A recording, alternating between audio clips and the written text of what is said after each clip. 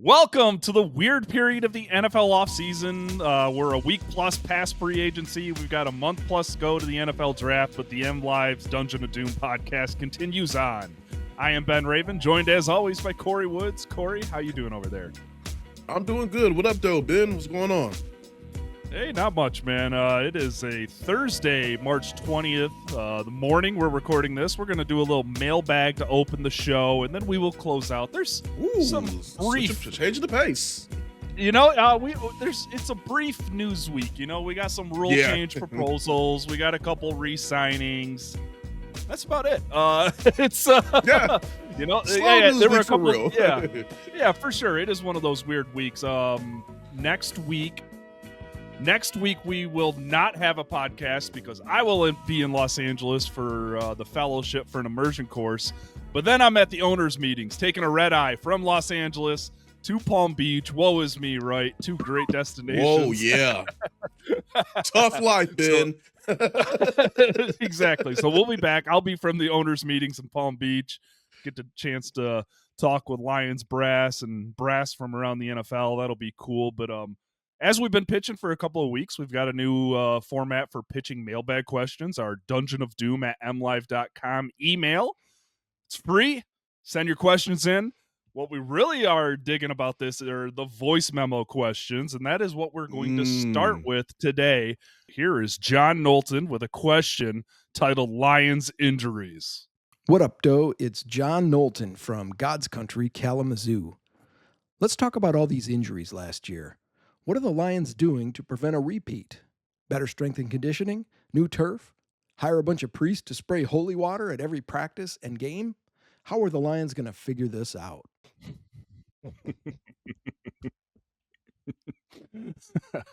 Good stuff, John. Thank you for that. That is Corey's laughing over there. I just want to say that's a perfect format for people to follow whenever you're sending in. Love it. Yeah, that was fantastic. And I'll just say this, John. I think while joking towards the end of your question, I think there is some praying and holy water going on. Absolutely. Because every time the Lions talk about it, is like, that can't happen again, right? That won't happen again, right? So Dan Campbell and Brad Holmes and the Lions front office, they've replaced like the training staff a couple of years ago, and everything we hear from the coaches, everything we hear from the players is that those guys are doing a great job, and that it was like a trauma center this year. They gave the Lions dates that they were going to have guys back. They usually had them back by those dates. So I really do think, I know it's so easy to sit here and talk about injuries and talk about luck, but like last year, that was fluky. That was unlucky. All those ACLs, the Derek Barnes low block, Hutch's leg hitting his teammate's leg, man. I don't know, Corey, do you got anything to add on that? Because I do think holy water, praying, and burning some sage is probably the best option. I think Dan said it best toward the end of the season. I want to say it was during the exit meetings when he said like they had a bizarre number of injuries. Now let's just think about this. A team having 15 plus guys on injury reserve is alarming in general. This was all from one side of the ball. So that right there alone was just a little bit freakish and unfortunate. But again, NFL, professional football, college football, just football in general, it's a violent game, and you're just hoping that they don't have that kind of luck because that was really the main thing that held them up in their pursuit for a Super Bowl. It just eventually caught up with them. Yeah, they set a franchise record 15-2, but they had 15 plus guys on injured reserve, and I think to do that, just continue to go the way you've been going about your business and hope that doesn't happen again. Because I mean, they were even probably about, if they had half of those guys back, you're probably talking about a different ending to the season. Yeah, we didn't even mention Carlton Davis. I mean, he had his jaw broken. Like a cornerback broke his jaw by what appeared to be an offensive lineman falling on his face. I mean, these are a lot.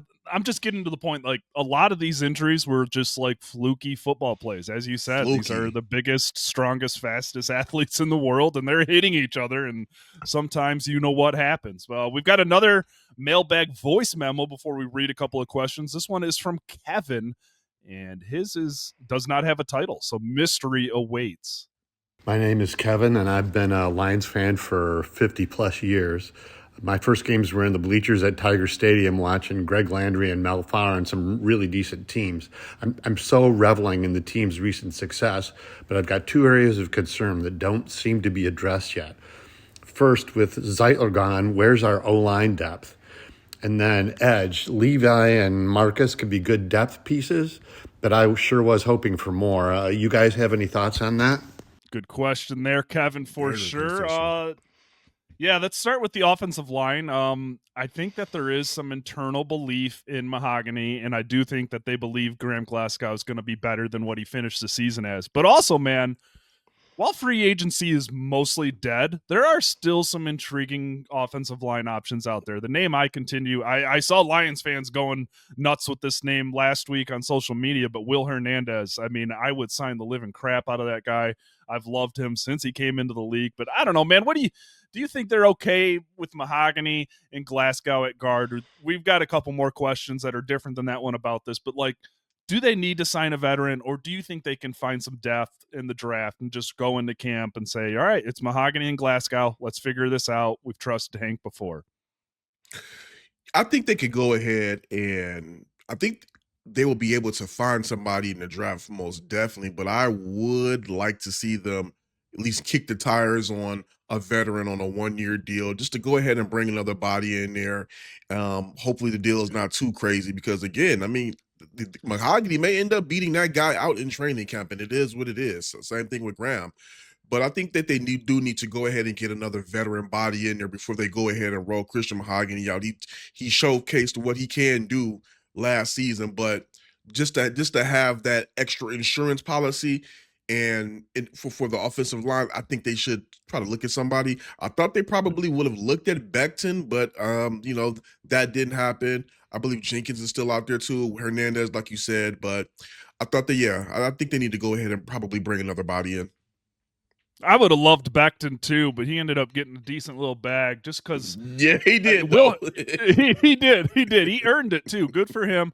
But Will Hernandez, I'll just say his name again. I think he would not break the bank. I don't even think he would need more than a 1-year deal just where he's at in his career. And I think Hernandez would give you an option to start at either guard spot that you would feel great about to come in and compete. I mean, he would probably come in and be ahead of Mahogany or Glasgow, whatever they see fit, if they brought him in. That's just the name I've always been drawn to. Every time Hernandez has been available from the time he entered the draft, I've been like, man, that guy would look good in a Lions uniform. That's a big, nasty, mean man. So good question. That's 2 case study examples of how to submit a voice memo to the Dungeon of Doom at M Live podcast. That was great. Thank you guys. Perfectly funny and insightful and concise. 30 seconds. That was good stuff right there. So good stuff. Follow that, and we'll get you featured on the podcast. But let's you know what, we're gonna go right from Andrew in Austin, Texas. It's a good segue. He wants to know, well, first off, he says, love the podcast. Thank you, Andrew. The left side of the offensive line really let us down against Washington.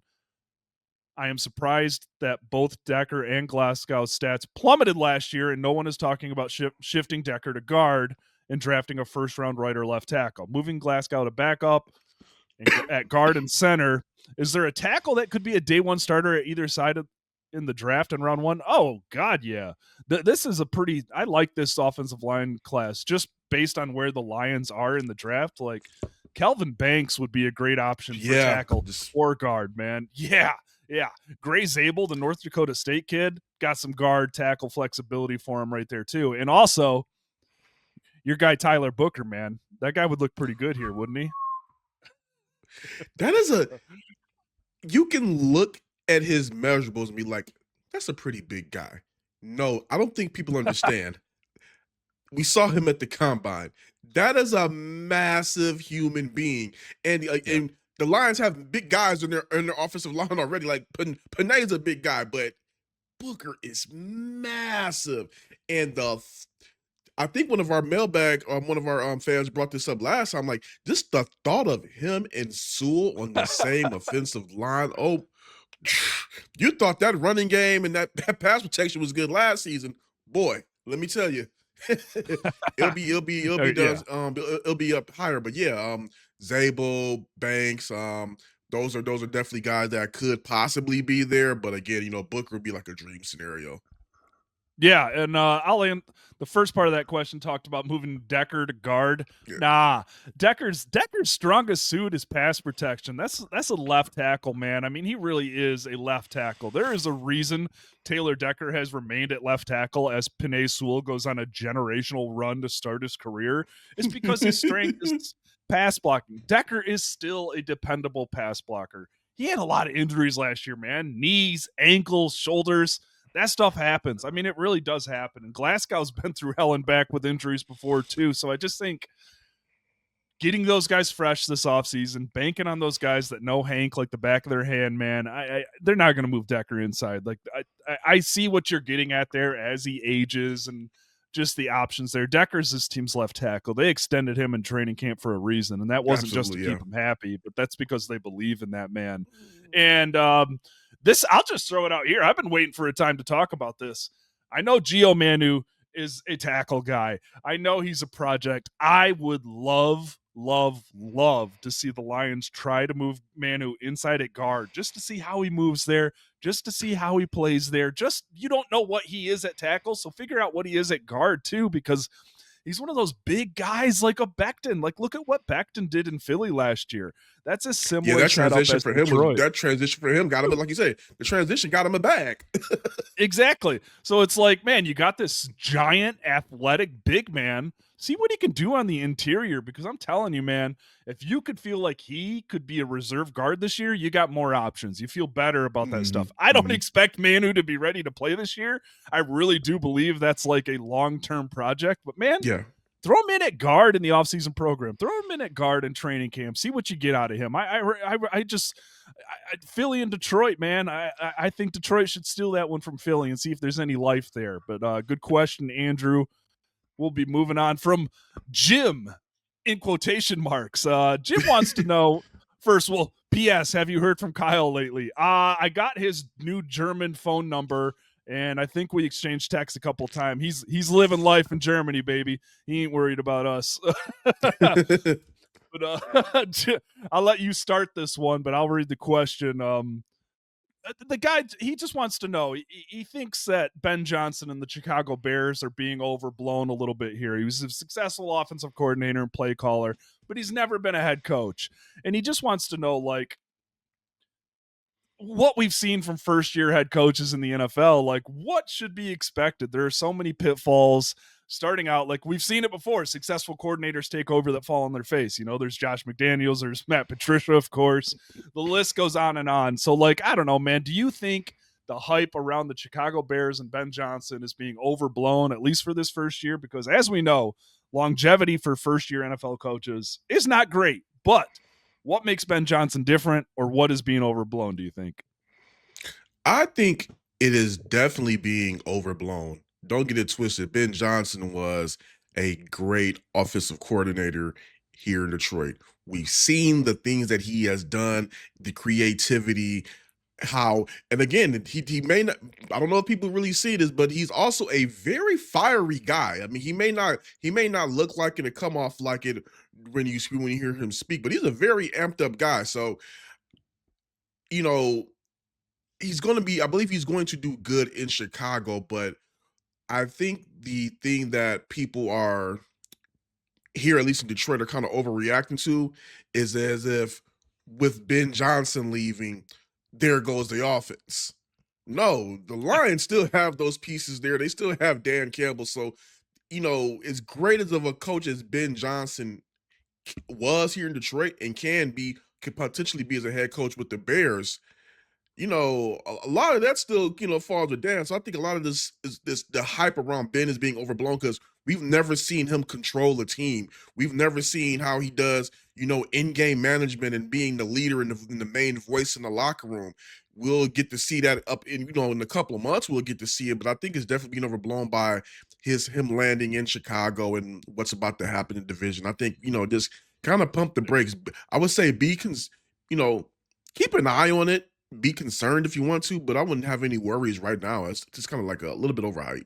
And I did do a little data for Jim looking into this. Rookie head coaches, first-year head coaches, you know, 24 out of 84 new head coaches between 2008 and 2021, this is via the 33rd team, made the playoffs. So, like, that first year of success is tough.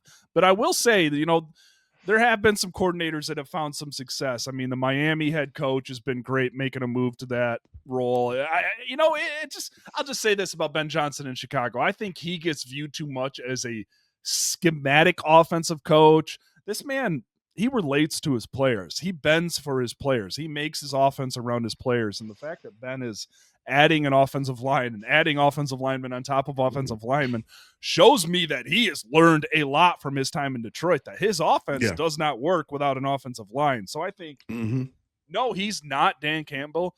No, he's like not at that level of like CEO, team builder, motivating man, Dan Campbell. But Ben Johnson, man, he's not just some nerd in an offense. Like he's an aggressive dude.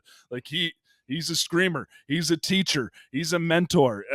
So I think that gets lost a little bit, and obviously for good reason. He's been in the shadow of Dan Campbell, but like, I don't know, man. He's not just a coordinator. He's worked a lot of positions in the league. He has literally built his coaching career from the ground up. So he's one of those rookie head coaches.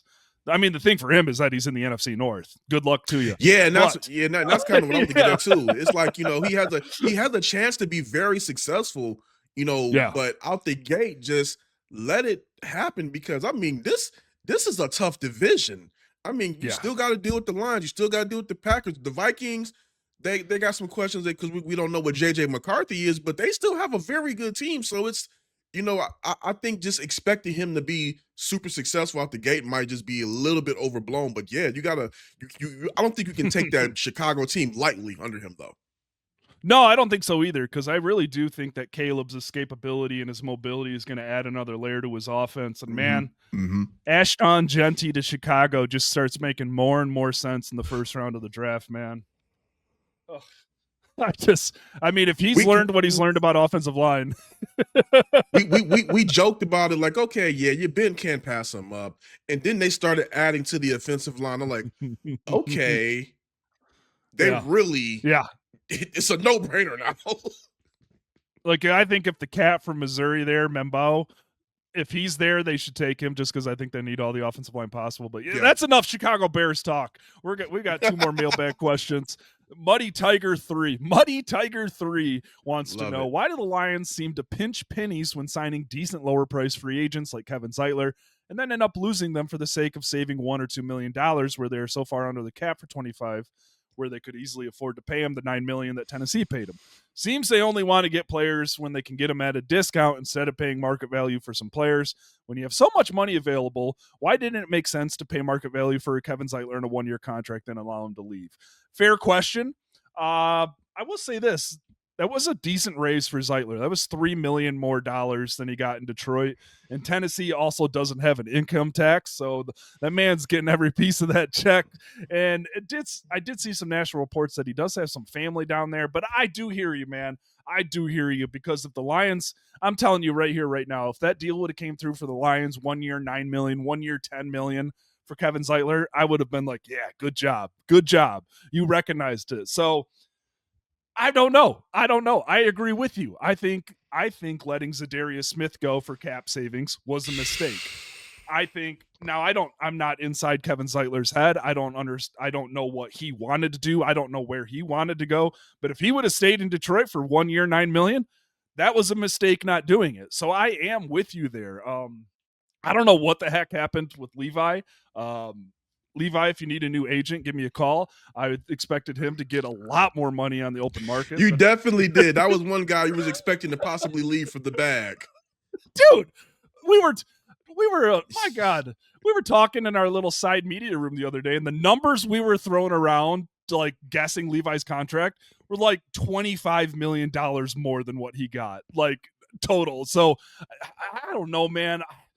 They should have kept Zadarius Smith. I agree with that. Maybe they bring him back. He's still out there too. And if Zeitler would have came back for a match, man, they should have done that, right? Absolutely. I just thought, again, we talked about Christian Mahogany and his readiness.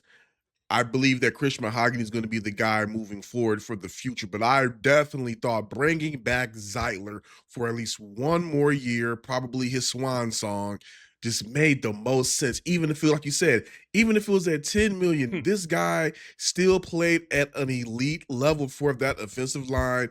And I just thought that, again, you never know what's inside of a player's head. Like you said, the reports were floating about the hometown connection, well, not hometown connection, the family in Tennessee connection, and then again, keeping all your money with the no income, state income taxes. I mean, that's huge right there. But Yeah. man, it just felt like I thought they could have brought him back at least for another run in it, because now he's going to Tennessee, and no disrespect to them, but I don't think anybody's pegging them to go compete for a Super Bowl. The Lions, this guy still has a window, so that was very interesting. And again, I think people already know how I feel about the Zadarius Smith's move. I just don't agree with it. Just that I don't even need to go too deep in it. I thought that was probably one of the. I know, like people like to say, Brad Cook, and I'm one of those people. But this was the one move that first time I was like, Brad, why did you do that? Yeah. No, I hear you, because the cost savings over the next 2 years at like 11 million, that sounds good, but like you're not replacing that edge defender at that same cost. Like you're not, I don't know, man. I don't know. Just for what it would have cost to keep Zadarius in the need at that position, I was like, yeah, that's what you're going to spend on the open market for that type of guy. So just do it. So yeah, I'm with you. Like I said, I don't know, Zeitler, maybe he just wanted to be in Tennessee. I think it's year 14 or 15, whatever, man. Go get that $9 million untaxed salary. Good for you. I can't hate on that. Let's run through a couple of that's the end of our mailbag question. The other question was about salary cap and restructuring deals and stuff like that. I think eventually the Lions will try to get some cap freedom from restructuring deals and stuff like that, but it's obviously not coming now. Since we last talked, the Lions have re-signed Craig Reynolds, Pat O'Connor, Shane Zylstra. They signed Kenny Yeboah over the weekend. Yeah, Yoboa, there we go, got it right. Tight end over the weekend, 4 years with the New York Jets. They also re-signed Elquadine Muhammad, which I think both of us are pretty high on that guy. You're going to be in the rotation. You were a solid run defender, and he's got a little spark in the pass rush, and he just seemed like a locker room fit. I know you talked to Muhammad a couple times. I like that move. That move's not getting enough attention because I think that guy makes the 53-man roster and once again has a role if he plays like he did last year and gets a little bit better. And again, that's also a guy that I would just like to see in a full offseason program and training camp with this team, where they can just go ahead and continue to build chemistry. And I would just like to see how he just gets a full year of coaching under the new defensive coordinator, Kelvin Shepard, under Casey Rogers. And because again, he joined mid season, and he produced well as part of the rotation. And then that's a guy that I felt like, of all the guys that they had to re-sign and bring back for depth, I thought Muhammad was at that top of the list for me. Yeah, absolutely. I did miss one. Quarterback Kyle Allen, 7-year vet, 19 starts under his belt. I don't know what to make of that one, man. Maybe it's just some competition. Maybe it's the hopes that he comes in and wants to stick around as QB3.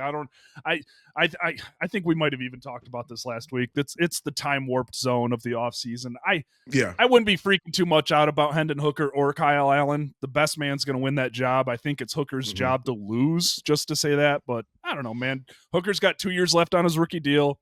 You got to start preparing for the future again. If he's not going to be it, maybe he is. Absolutely. I don't know. And again, and also too, I mean, Hooker's not getting any younger. I mean, he's an older guy. He's like what, 27? Exactly. So it's dude. The stats between Hendon Hooker's age and like guys in the league and then guys coming into the draft are like crazy. So it's one of those things that, Hooker knows the offense. I believe he's just bringing in Kyle Allen. He's just going to bring him in for QB competition. Have another arm in there. Probably have another voice in the room. Long removed from his. I don't even want to say it was a great season, but his best season with Carolina, where he was pretty decent. But Didn't really know what to make of that side other than it's probably just, bringing him in for competition during camp. Yeah. It's crazy. Hendon Hooker is like exactly 1 year younger than Lamar Jackson, who feels like he's been in the league for a decade. That stuff just mind blows me. Like, I know it's a weird year or era of college football after exactly That's like 371 days younger than Lamar wait Jackson. A minute. I'm sorry, that's throwing me off. What? No, we sit in the media room someday and like look at that stuff because like Tyler Show, the Louisville quarterback that's coming into the draft, is only like a year younger than Hooker too. So it's like it's that weird era of college football, the COVID years, the extra red shirts, the transfers. But yeah, I'm looking at it right now. Yeah, this is crazy. Wow, it is crazy. It is pretty good. Good stuff. Sorry here, just getting my ducks in a row here. All right, we're going to move forward to our finale. We're talking about rule changes. The Lions submitted three club proposals yesterday. The first one, Detroit wants to eliminate an automatic first down as a penalty for defensive holding and illegal contact. And I know it's easy to be like, hey, no, that's a smart move. That's just a smart football move that seems to be like universally agreed upon. And I will say this, it's easy to bag on the Lions for submitting that rule because DJ Reed and Terry Arnold both ranked in the top 5 of defensive penalties. But the reasoning is like the reasoning that they gave to the league is competitive equity, current penalty enforcement is too punitive for the defense. And that is 100% real. You're clapping over there. What do you like about that? I just don't think it's a 10-yard penalty. It just doesn't make sense. Or automatic first down is just, automatic first down, yes. I mean, it's a 5-yard penalty. Okay, I can understand that, but I don't. Automatic first down is nuts. I'm sorry. I just can't get behind that. Yeah, I believe at most it's a 5-yard penalty. Yeah, I mean the way the game is called, like you gotta try to even it out between the offense and defense a little bit, and without even looking at the amount of penalties the Lions had, I don't care. Like this is trying to give a little life back for the defense. The Lions also submitted 2 more. The Lions are going to get their rule proposal changes in. They do it every year. The second one, they want to amend the current playoff seeding format to allow wildcard teams to be seeded higher than division champions if the wildcard team has a better regular season record. What do you think about that one? Well, first off, that didn't affect anything that happened with them last season. Let's just get that out of it. Let's get that out of it. It screwed the Vikings, it's not them. Yeah. Yeah. But and I don't know. I'm kind of like, I understand it, but I'm also on the mindset that if, regardless of your record, you can't control how your division plays out and how some things happen. And if you win your division, you should be rewarded with a home playoff game. So that's I'm not too far on either side of it, but I think things are as they are right now. I'm kind of cool with that. I think that winning the division should mean something. I'm with you. I understand it sucks when a 8-9 or 9-8 team gets to host a 14-3 team in the playoffs, but yeah, I don't know if this is my age. I don't know if this is me preferring things to stay the same way, but I do think that division winners should be rewarded with at least one home playoff game. Like, I don't know. I get what they're saying here. Like, I really do. And like the reasons the Lions gave for this proposal was increasing competitiveness throughout the entire season, making games at the end of the season mean a little more. But like, I don't know if the NFL really needs that. At the end of the season, there's a lot of games that mean a lot. Like the competition is high. Like, I don't know. Like you said, I don't hate this proposal. I just disagree with it. So like I get where they're coming from. Because in that case, you might as well just go ahead and just do away with having division winners even meaning anything at all. Just do away with it. Have the divisions, but just eliminate. Okay, they won their division. It doesn't mean anything because you don't get a home playoff game. Yeah, exactly. That's just my. Yeah. I mean, it might be it might be too straight to the point, but that's kind of how I look at it.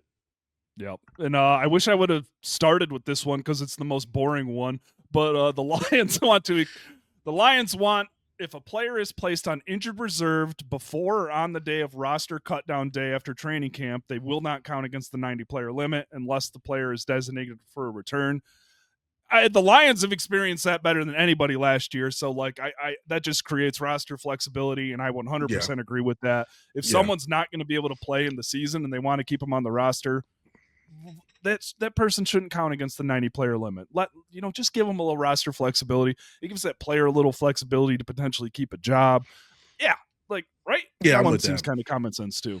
But yeah, that's it. I want to thank everybody for sending questions into the Dungeon of Doom at mlive.com, the mailbag. I want you to listen to those 2 first formatted questions because that was perfect in time, style, make jokes. Like, that's cool. Tell us your story, but like keep it a little concise, like you said. We got me talking on here. We don't need other people taking up 5 minutes per answer. But no, this is but this has been your Dungeon of Doom podcast. Like I said, I am going to be in Los Angeles next week for a Hollywood reporting 3-day course through Syracuse. Looking forward to that. I'll be off the grid, but we will be back from the NFL owners meetings. Palm Beach, Florida. Once again, woe is me. But this is I don't know if you guys can see me or not, but I'm shaking my head. I know it. I was like talking to my girl last night. I was like, dang, I got to take a red eye from LA to Palm Beach. She's like, just say out loud the destinations you're going to. And you're like, you know what? That's the right way to look at that. Exactly. So we'll be back on the road here next week. But good stuff, Corey. I appreciate it. Good questions to the mailbag, Dungeon of Doom at mlive.com. It's free of charge, baby. Send those questions in. Send those voice memos in. We'll keep on trucking. We got a little more than a month till the NFL draft, so we'll see what happens, man. We got a little lull here. It's about to be mocking season again. We'll see when that's coming around the corner. This has been your Dungeon of Doom podcast. I am Ben Raven. He is Corey Woods. mlive.com/Lions. Check us out.